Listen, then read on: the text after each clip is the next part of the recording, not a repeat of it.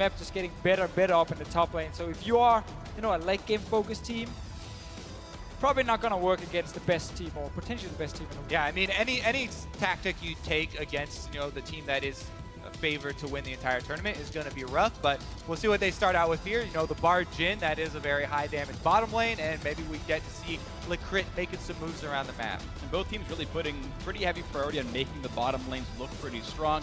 Again, Bard, one of Licrit's best champions, but also this Nami Lucian, again, a very strong 2-on-2, one of the more lane-dominant combos you can find. 2 games in a row where we see the team on red side go with double bot lane picks in the first rotation. CLG last game locked in Caitlyn Nami for one of the absolute strongest 2v2s you can possibly get. Here we see more focus on comfort, obviously with the Bard, of course, for Licrit. And then that Jhin you talked about, Kobe, the long-range poke they like to play. Jace is still available if they want to have that as a potential last pick. Ooh. This is a little bit of a surprise. Didn't expect to see a whole lot of Shen anymore. He does struggle against a lot of picks after like one item up in the top lane. I think like Gnar, Ken, and some of these different champions. Rumble as well is actually really good against Shen. Especially blind picking a Shen versus Smeb. You know, they talked about before, but widely considered, you know, now maybe the best player in the world overall, and hovering over the Rumble already, looking like he wants to punish. He does have an Elise at his back, so that could help a lot, because Peanut spends a lot of time up on the top side of the map. But if you are Smurf here in this game, you might say, you know what, I'm not going to beat this guy 1v1, so give me a champion where I can then leave the lane, like Dashawn did in the last game on Puppey, and just go down to the bottom lane. So I think the strategy here is don't try and just destroy the top lane, because the 2v2 of Peanut and Smeb is the strongest in the world. It is so hard to do anything against these two guys. So if you just pick a champion that can go to the other side of the map, you can actually play very aggressive now around the bottom lane. Nami is a super squishy support with 0 dashes or anything. That's a bot ulti at level 6, and then she dies. Always a possibility. We see how well the assassinations can work. The profiles of champions coming out here. 2 physical damage marksmen of sorts for Rox Tigers, and of course 2 high damage magic damers in the Elise and the Rumble here, but a lot of long range tools. You mentioned poke before. Jason Rumble honestly can hit you again from sort of off the screen, and Lucian not too shabby with the culling either, so we can see a lot of long range pressure, and the final pick going to come through for Albus Nox Luna will be the Vladimir in the mid lane for Kira. Thinks it'll work well up against the Jace in the mid. Yeah, I don't really agree with him on the Vladimir pick against Jace. I think this is actually super risky. Vlad is a champion who really wants to build early magic resistance. Like, the greatest thing is to get a Spirit Visage, and then you can survive versus like most of the mages. Well, Jace don't really care about your MR. If you build early really? MR, he's gonna wreck you completely with this Ghost Blade build. And we get to see Jace mid lane. Expected more top, but in this game here, no, you're actually forced into building early armor versus Jace right now, or you'll fall way too far behind. You can get to true damage pretty much with the most popular flat armor penetration builds right now. But again, you talked about playing for the team, and maybe it's more of a team pick here for Kira. Kira actually, he does have some of the highest CS difference numbers. However, he has some of the lowest kills plus assist numbers of anyone at the entire tournament there for a mid laner. So focus on trying to farm, and we'll see if they can make something happen in team play. Yep, farm lane probably all Kira wants, and maybe you can see Shen and Graves band together to get some decent damage on Rumble. He's one of the more gankable champions you expect that to be a pushing lane for Smeb, so maybe it does shove in and Graves gets behind him. Also, I just have to always reiterate this cautionary tale of ganking Rumbles, though. Yes, he does push automatically, and it's a good champion to gank really early on, but be very careful when he's level 6 or post-level 6, because Smeb is definitely a guy that might get double kills in that. Well, let's see what happens to get ourselves into this game. Vote for who you think's going to win this one. Hashtag ROX win, hashtag ANX win for which squad you think's going to come out victorious here. Tournament favorites, Rox Tigers, their first game of the World Championship, as we load ourselves onto the Rift here in San Francisco. And let's see who's going to join CLG at 1-0 to top the group. I like how you had to squeeze that in. Just saying. Of course. It is I always true, bring up the storylines. You guys are the smart players who talk about the champions and how well they play in the comps. I'm going to talk about the players and how they're doing. Let's talk about these icons they're spamming now, because CLG, boom, all at the same time. Very coordinated there at the end of the game. But Rox already showing a little bit There's a worrying trend for sure early on. We're only day 1 now, game 2 obviously. The tournament favorites, as you said, Freak, against Alba's here team. We don't really expect to see do a whole lot against the Rocks Tigers, but it's when you don't expect it, you know, there could be some crazy things happening in the early game. There are 4 members down the bottom lane, sending in support on some crazy mission, trying to see, you know, can he maybe bait Gorilla to take a trade? Will they try and hit him? Because the rest of the members were actually hiding behind Liquid here. They didn't show early on. No one decided to overstep, though, on the side of Rocks Tigers. So not too much aggressive so far. We do have a Krugs ward in from Rocks Tigers on the top side, so they can probably track where the Albus Nox jungler does start. No similar deep wards, though, from Albus Nox, so it actually is a early game advantage vision-wise for the Koreans here of Rocks Tigers.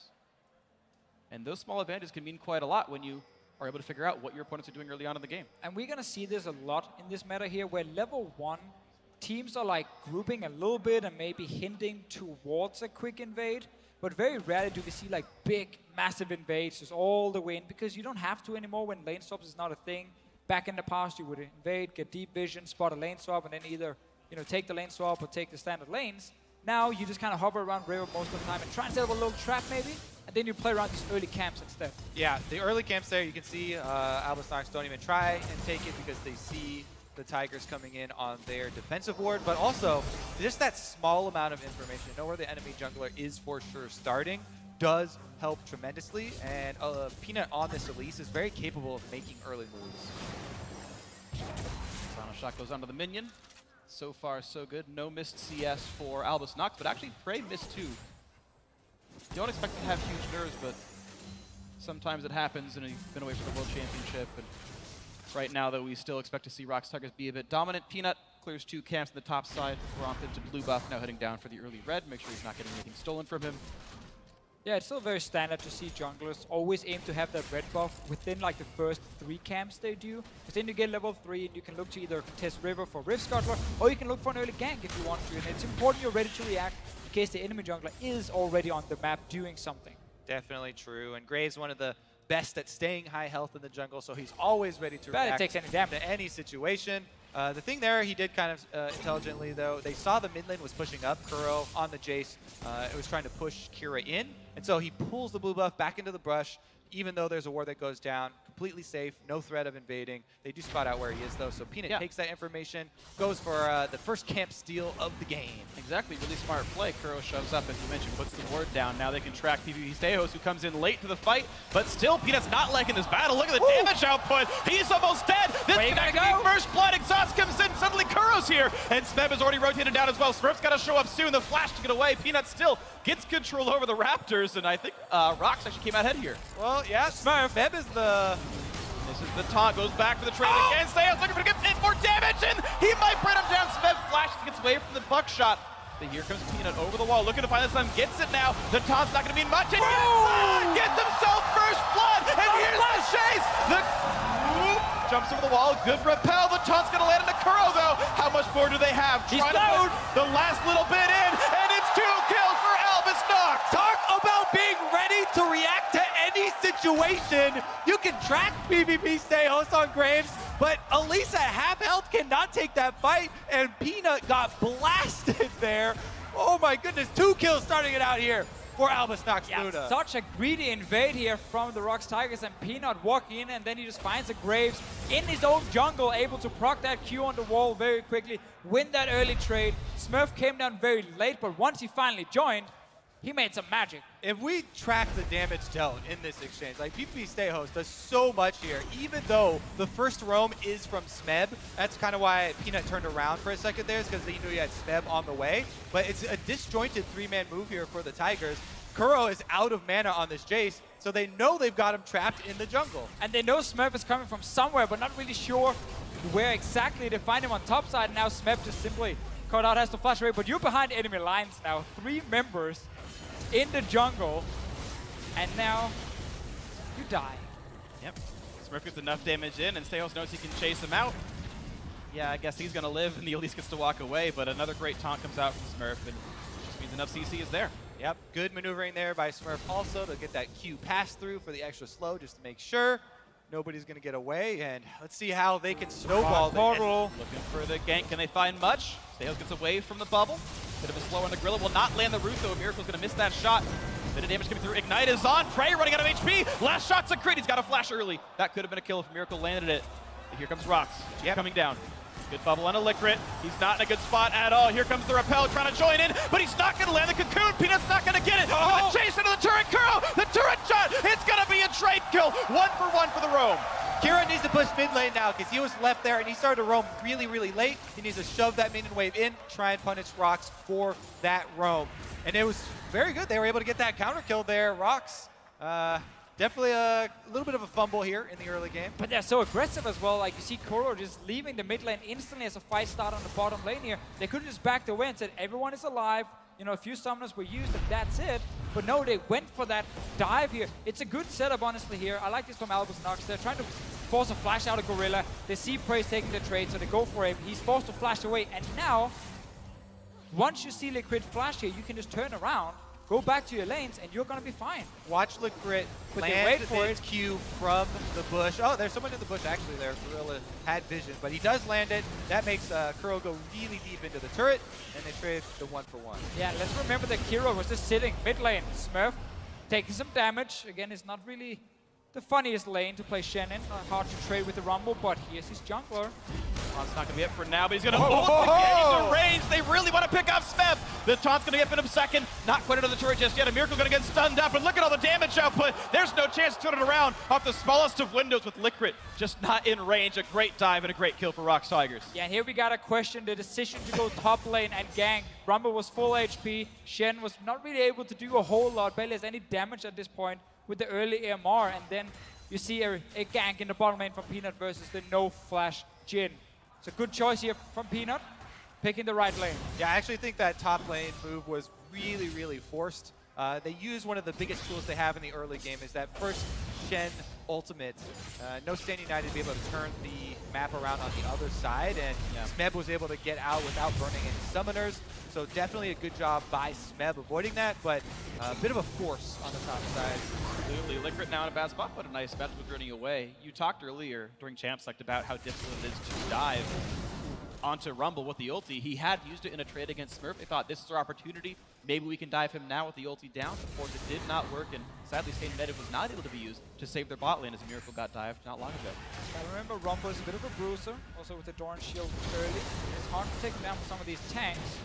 A lot of damage here from Kuro onto Kira.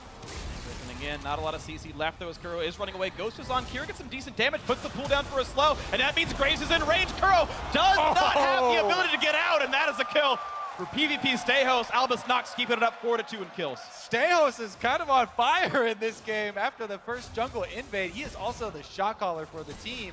So this bodes well for them as he starts to head bottom lane. Bardo doesn't land, but they land it! On the Gorilla, into the root, into the damage output, and the crit gets the kill. Out they go through the magical journey. Prey actually forcing him out 1v3, but still, Albus Nox finding the kills. Yeah, I like to see it as a jungler who's just ganking every single lane, and the Tigers actually saw him leave the mid lane, and then Gorilla still stayed around the river without flash. Not respecting the crit's bard. The zoning ulti from the bottom goes into the Q stun near the wall. Smurf, he's taking a lot of damage again. Wow, walking still. The equalizer never getting off the carpet, but he will at least survive the encounter. Teleport is going to be up very shortly. He's going to be able to survive it all. 800 gold lead for Albus Nox. And as I trail off, I want to leave with one final point. Rox is actually behind half the time at 10 minutes anyway playing domestically. This actually isn't outlandish for Rox to be behind. Just generally speaking, watch them play League. And then normally between 10 and 20 minutes, they go completely crazy, obviously, and start getting these massive goal leads. They are very, very good at setting up potential tower dives, so pressure points and side lanes, and then you get down an early tower and you take a few kills with it, or you force the enemy back and they can't defend at all. You take those few towers, you get a few more kills, and you always snowball that into more objectives if you are the Rox Tigers, and it becomes very, very hard then if you start falling behind around that 20-minute mark against them. But right now, they are slightly behind, 700 gold, 800 gold to be 100% correct. And we're gonna see, a team, an Albus team here who's just gonna keep trying to go aggressive, You have a jungler who's level 7 now, he can just keep ganking. He's extremely strong at this point. Also, in the game. Stand United is back up, so they can definitely make a move on the bottom side. Or maybe gank top again and use the same ult onto him. Well, Licrit's got his ultimate up in about 2 seconds here, and that could set it up. They got to kill off it last time. He's had very good accuracy with his bindings as well, so we might see something else. And you pointed out there, the ulti from Shin before here, Kobe. There's no TP from Smep, so you need to make a play in the bottom lane. If you're Albus, just go all in here. You can even bot ulti the tower and just use that Shin stand united to force that dive and get the kills on the bottom lane. You can see Peanut, he knows it's gonna happen. He's around. Here comes the attempt, gets the bounce back onto the wall. Peanut, here's the ulti in from the Shen as well. Jumps to the wall, ulti to get him in a range and a flash to get out of the taunt. Liquid still wants to chase down Exhaust on the prey, looking for the moment and not gonna get that Tempered Fate, sadly. Just a quick dodge out. And Rox Tigers able to slink away pretty easily. Smurf out of his lane, getting killed. Oh, he ghosted also. That was both summoners. They're going for Peanut. Looking for the play out of him. He's going to land the top flash. They're going to get the damage with Hemo Plague, and Kira does get himself the kill. Smeb cannot join for 20 more seconds. Looking now for the play. Can they get it? The culling actually not going to land much from Prey. He's clearing the minion wave away. Kira runs out of health and actually gets popped out. And now Kuro's joining the battle as well. Seho still gets the first kill, but trades his life for it. This is going better and better for Rox Tigers as Prey is chasing down to find some of his own. The quick slow trap's gonna get him out of range. The Smeb can join. Oh! The snipe from Kuro turns it around and ties up the gold. Remember, that was all 4 versus 5 as well. As the Visual pointed out ahead of time, Smeb did not have teleport. He's been farming away happily on the top side of the map. And you can tell Albus Nox Luna, they definitely want to create a play there, but a little bit early. Well, simply for Albus here, they didn't seem to say, okay, what exactly are we doing? They said, we're going to do something on the bottom side. Well, that's correct. Step 2 is then, okay, let's push in the bot lane. Let's just ulti that tower as a bard, and then you can get these kills. But they suddenly picked up or started some fights in the middle of the jungle. They would use ultis and flashes very early without actually hitting anyone. Execution is not good enough, even though they have the right idea here. Make a play on the bottom side. I think the adrenaline there is definitely pumping through their veins. As you saw there, Smurf unable to get those CS under the turret, even with Shen with the enhanced Q. A little bit of jitters, you know, after you have some excitement in the early game like that, you take some time to calm down now because gold is still even. Sure. But talking about jitters, I want to talk about the fact that Prey, during that fight, said, I'm going to put culling on the minion wave to make sure that the eventual tower dive is deadlier. And in fact, there were 2 kills because of the turret putting out damage. So Nerves of Steel for Prey, who made the right call in a tense situation, could have shot out Miracle, didn't kill the minions instead. And now once again, Liquid has his ulti ready on this board here. He missed the 2 ultis he's used so far. Now it's the Tigers with the TP advantage. Smurf cannot join, a beautiful equalizer, and here come the kills. The kills are just that now, 7-7. And Smeb is still on the chase. Good dodge in the bubble. Stayhouse not going to lose his life just yet, but a 2 for 0. And that is efficiency. That is a solid, great game. Quick 2 kills, but they're not out yet. They're not, but it's a 5v3. This is still dangerous, but Albus Nox really wants anything here. Seho's going to clear a bit of the wave. Kira getting sniped and doesn't get a chance to pool or anything. Another beautiful kill by Rox Tigers as Kuro clears the wave, makes Seho's run away. Now, the big important thing is they're going to also turn this into the first turret plus the first Drake, as Ocean Drake is ready and awaiting for them. Yeah, and this is just a problem when you have the TP advantage. You're setting up a play and you fail the execution, you give over kills to Rox Tigers. Well, they will naturally then get a global advantage, and they use it instantly. You see the setup here. They did what Albus was supposed to do before, push in the wave first, then move in behind the tower, and then you execute. And don't fight in the middle of nowhere. No, just fight around these turrets here, because you know members are staying around to try and pick up the farm. And look how easy it is for the Rox Tigers to pick up the kill. A Miracle never got to take an auto there. He took 80% of his life from culling, the rest from Smeb. Almost all out of range. Look at the bubble coming here. Yep. We're waiting for it to fish. We're waiting. I'm waiting. Nicely, and then just Kira didn't see it coming. It is not terribly hard to dodge that on reflexes, but Kira lost it in the clutter and chain CC to death. We talked about how as a Vladimir you don't want to go early MR against Jay, so you actually just rush Proto Build. It's a very aggressive build, not really tanky at all, and he can go down very, very quickly. Kira though just aiming for a bit more damage and he's all in, which is really the only place he can use that Proto Build. Right now he's getting some good poke down. Problem is you had your chances. Honestly, you had moments where you could get a bigger lead. 5 members converging mid. Marksman around the sports as well. Kira's going to run out of health pretty rapidly. Nice bit of culling damage. Now the equalizer, and it's actually going to tag Liquid. He's going to magical journey over the wall. But Albus Nox keep their members alive if injured. Dodging the shock blast, and now towards the turret goes Rox Tigers, down to 2/3 HP on that one, still putting a few more hits in. And another dodge, just Temperance Bait's not landing the targets. Deficio puts out 3 in a row so far that have missed their mark. Rox Tigers continue the mid lane siege. Smed missing an ultimate, but who cares? Kuro can still land all the snipes. Kira going in for the dive, looking for damage on the Peanut. Gonna dodge the shock blast as well. Who are they gonna find? A quick taunt in from Smurf. Kuro low on HP. A great stun's gonna land, and Kira getting himself the kill. That's 1 for 0 so far to Albus Nox. They keep the turret alive as well. Nicely played. Yeah, what a nice engagement. Great coordination. Chaining that CC onto Kuro. He had a few seconds on this flash here. Couldn't escape. Mid lane. Oh, another chase in. That was over aggressive. Albus Nox chose that fight, and they lost their lives for it. 1 for 0 this time to Rox Tigers. Not going to get stunned. Peanut expected him to shoot right, but he did not do so. Low on HP. They've got to be aware of the fact that a dive could happen. Peanut walking up. Lands an auto attack. Wow, Seho's flash because he was that afraid. And that will be in the turret. 2-0 now in turrets. Rox Tigers up 4,000 gold. As we can see there, you know, the turret changes where Peanut's still in tower range, gets off an auto, even though his target is not. It does take target or turret aggro. Then he is Elise, so you can repel. No harm, no foul. I mean, again, we get to see, let's call them nerfs. You know, you see an animation from Elise, you think it's a cocoon, you just flash away instantly. Obviously, Rumble was also showing up, and now Smurf, he's in trouble. Versus 2, reinforcement coming from the right-hand side, but he's only so durable. Gets away from the shock blast, puts the shield right back on, and puts in the dodge zone. He's going to survive it, and gets away from the gank. Bit of low HP on all sides. No kills. A bit to defend, Smurf stays alive. Normally when you play Shen. Oh, cocoon into the equalizer, and all the damage they could possibly need. A flash chase by Peanut gets the kill. Deficio confirmed, not time traveler. Not able to predict. Here we go, though. Stejos play a nice bubble, hits the Graves. Not going to find much more just yet, though. The chase in, dodges to flash away from the roof, but how much more can the re-engage really do? Liquor's running out of HP. He's going to go down. Stejos going to be next, and Rox Tigers continue to win fight after fight. 12-8 the kill score now.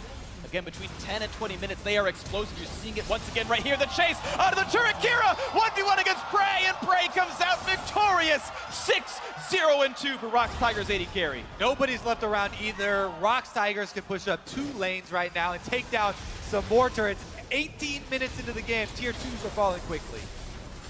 Want to see how the Rox Tigers had to fight for it in the early game, but now they just keep making the correct calls. They win these engages. Another crit coming in from a Miracle, but just not enough. And the Tigers have been able to react. Yeah. Crazy start, you know, a lot of plays were happening, and then once the failed dive started or happened, Tigers had TP advantage, have been able to set up plays ever since. And just been staying together, honestly, as a group now, and just been winning these early fights. So not even at 20 minutes yet, and Rox Tigers went from a 1,000 gold deficit to an 8,000 gold lead over the last 8.5. Yeah. They do it again. They stick to the stats. Rox Tigers are the 10 to 20 minute team. They smash everybody doing this. They've done it in Korea for the entire split. They're looking to do it here at Worlds as well. Albus Nox, the first of the teams they hope to shutter this part of the game. We'll see them battle more, of course, throughout the next couple of weeks. And Rox Tigers are tournament favorites, showing what they're so good at. Prey especially has got to be feeling pretty good on that Lucian at the moment. 1v1ing the enemy mid laner. He's got 6 kills to his name. He's got that really big power stack on Lucian with the Black Chamber on top of Ghostblade. Now he's got lifesteal too, so you can have, you know, some more longevity in these 1v1s. He probably feels like a top 5 AD carry in the world. Ah, does he? And he does deserve that for sure. Prey definitely one of the absolute best AD carries we have here in the world. And that's the thing with Rox Tigers. You know, we have so many of these players on these top 20 lists because so many of them are just star players in a row. Kuro is going to take down his tower on Smurf. You sell out. Nice. Instantly turn that into a plug for your top 20 list. Go check it out. All right. Well, Albus Nox able to run away. What, do Rox have, what is it, 4 players in the top 20? Oh, they do? Yeah, they do. I'm glad you mentioned that. Yeah. I'm glad you mentioned it. Sponsored by Kobe. Get me out of here. All right, well, so far, the game is looking according to plan here for Rox Tigers. We crest the 20-minute mark right here, and they end that with a 9,000 gold lead. That feels pretty good. Up the Drake as well. Now we'll see what's next up for them. They've reset everybody. They've recalled 3 of their members, putting them back on the map now with their new items. Zhonya's Hourglass to go alongside the Leandri's Torrent from Smeb. He can dive into the backline and still survive it. And we'll see what the next fight looks like. Yeah, we need to see Liquid actually hit an ulti here on this board if they want to try and turn anything around. Because if he can lock down someone like Kuro, you can then suddenly set up a very easy taunt from Smurf, and then you can try and kill some of these squishies here. But Liquid, honestly, has not been hitting the ultis on bot. Early game, he had a lot of opportunities against his army with no flash. sadly couldn't execute. Plus, one of the main problems for ANX at the moment has been that the Tigers have been collapsing on fights far quicker. Tigers have 3 to 4 people collapsing almost instantly anytime you see any sort of action. As you said, that bottom lane dive. As soon as the Bard Magical Journey came out and they saw the Graves, mid lane and jungle instantly traversed down to the bottom side of the map. And it's very hard to catch them off guard and catch them out of position. That was a buff going over to the Albus Nox jungle. He stay host playing Graves here, and it's just to land the damage amid the smite from Peanut. But still, blue buff was not enough to withstand a 9,000 gold lead push coming in 20 minutes in. Rocks Tigers putting their emphasis on the bot lane. Smeb at the top side, but he has teleport so he can join the squad. 1, 0, and 4, their lane assignments. As they look to push into bot lane tier 2, the minion wave is here. A lot of culling damage. Shuttering the Graves, pushing him out. And there is the 6th straight unanswered turret by Rocks Tigers. Very easy now for them to play this 1-4 comp with just a top laner sitting alone. You can see Smeb boost from top lane to mid lane. You can then go back to top lane later and keep 2 lanes pushing towards ANX's base here, and then the rest of the Rocks Tigers can just keep hitting these turrets here as a group. Looking for the Gorilla. play, gonna land a bit of a stun on a Gorilla. They're looking for it now. Kira into the back line, finding with the can, but wow, Prey is gone like he's already picked off the Bard. Now the dive in the back line, but they've killed off Prey. Smeb pops Zonya's Hourglass, pretty kills back and forth, low HP on all sides, and an overdive by Rocks Tigers. They've lost 3. Now Kuro's in the mix, looking for more with Peanut. Smurf now trying to trade it back. It's only 1 member alive for Albus Nox. How are you gonna get out? Did get a bit more. Now Gorilla on the trade. Nice dodge on Cocoon. 1 more attack will do it. Smurf gets himself the kill. Chased down by Peanut. And it's the last man standing. Rocks' newest player, their jungler, Peanut, looking to knock down an inhibitor. Peanut wins the game. He's the only one left alive. He's not going to take the objective, though, because Licrit right back up. Gotta say, though, for all the possible situations, 9,000 gold down, 4-5 is not the worst fight Albus Nox could have got. No, definitely not. And bit of a crazy dive happening here. The fight starts and they just charge straight forward. Gorilla doesn't actually die early, and then Prey is just dashing into the enemy base. Staying around top. We don't want to watch that. We want to see Licrit instead. Ooh! Peanut lets go outplayed early. Outplays himself over the wall. He's gonna let his opponent get away. Licrit with the magical journey over the wall gets out with his life. But it's still a tough road ahead. Nearly 10,000 the gold for Rocks Tigers. The question is mostly what tools they're going to choose to use to win this game here. It's going to be a difficult one to lose. Albus Nox could still try to make the comeback happen, but it is increasingly unlikely as time wears on. And Rocks Tigers setting up Baron Nashor right now. We're predicting Tigers will start Baron. Great. Crit fires in the 5-man bot ulti. And then the massive follow-up Graves, Vladimir, insane AoE coming from Kira. Got to get that Vlad ult right as they Right come out of the tempered middle. fate. It is kind of crucially important that Rocks Tigers don't have any real tanks. They're playing this Nami support. Peanut is building pretty heavy ability power. He's going towards Rylays, which is only semi-tanky. Smeb, again, building as a mage as well. So those chance picks are actually more effective here by Albus Nox because the opponents are squishier. That's why we're seeing them die when they jump into enemy base. No one can tank the turret. They do chase him off the red buff here with the culling from Prey, and they defend their pink wards as well. You talk about setting up for Baron. They've got full control of the red quadrant of the jungle, and they're just looking to pick somebody up. Yeah, and while we can see Rocks Tigers, of course, have a little bit of fun, taking some very aggressive fights, diving into the base. We still get to see some of the things that you expect. Oh, flank here from Smeb. Looking Is for it? the push. Who's Smeb on flanking one who? side, who he's going to find, and now he's going to get a little bit surrounded. Eclector comes in looking for a miracle, gets the shot ultimate, gets blasted anyway. There's the kill picked up, no damage coming across, 2 for 0. Kira likely to be next up on this one as Smeb kites back. Prey in a battle with Smurf. Just no damage really dealt on either side as the dodge zone drops off. There's the kill on the Smurf. That's going to be 5 kills now picked up for Rocks Tigers, the ace in front of the base. Only 24.5 minutes in, looking to push it down mid. Can also just take the Baron here, removing that way to come back in the game. Yeah. Of course, where you can try and steal the Baron or take a fight around it. They will just secure this one very, very easily. We're only 25 minutes into the game, so at this point, getting the Baron is super, super important. Yeah, I think if it were 35 minutes in, you'd see them try to end the game instead, but the recall's fast enough, the respawn, I should say fast enough by Albus Nox, they'd only get the inhibitor and force the recall. This is kind of more bang for your time, more advantages, and they can push with the Baron later as we watch this replay. Yeah, Smeb fully confident here, does have the Zonyas, so Miracle there. Not really anywhere to go except walk across the line of hot coals, and Smeb just lays out the barbecue. no danger really for any members of Rox at the moment. Frey a little bit, having guided a little bit, but that's pretty much it. Well, I like that we get to see just, again, as we said before here, while Rox Tigers obviously feels very confident and can go for some of these aggressive plays, we see some of the things they do well as a team. Obviously, Koro in the mid lane didn't think about winning the lane hard himself. No, whenever there was a fight in side lanes, as you guys highlighted earlier, he was instantly moving. Like, way before Kiro was moving, he was running down. So he just stayed even in CS instead of building up an advantage.